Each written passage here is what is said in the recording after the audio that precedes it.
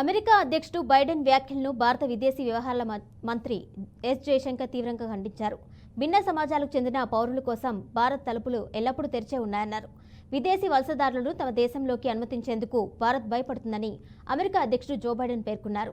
China, Russia, జపాన్లది అదే పరిస్థితి అంటూ ఆయన చేసిన వ్యాఖ్యలు చర్చనీయాంశమయ్యాయి. పౌరసత్వ సవరణ చట్టాన్ని జయశంకర్ ప్రస్తావిస్తూ వేరే దేశాల్లో కష్టాల్లో ఉన్న ప్రజలు భారత్లోకి అడుగుపెట్టేందుకు ఈ చట్టం అవకాశం కల్పించిందని తెలిపారు. దేశ స్వాగతపూర్వక ధోరణి ఇది చాటుతుంది అన్నారు. మిత్ర దేశాలైన భారత్, జపాన్లను తక్కువ చేసేలా బైడెన్ చేసిన వ్యాఖ్యలను శ్వేత సౌధంపై ఇప్పటికే వివరణ ఇచ్చింది.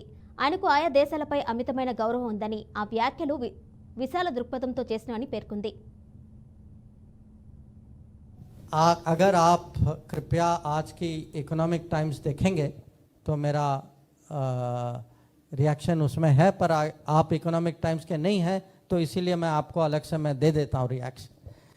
एक कि भारत ऐसा देश है, अगर आप पूरे दुनिया में ढूंढे ना, हम सबसे माने we are the most open society.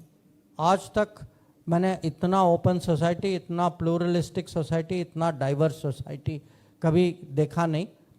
तो मैं ये कहूँगा that we are actually not xenophobic, we are the most open, most pluralistic and in many ways here the most understanding society in the world.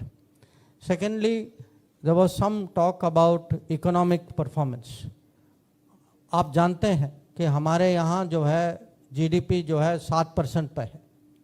आप दूसरे लोगों का GDP check करिए, growth rate check करिए और आपको उसमें आंसर मिल जाएगा।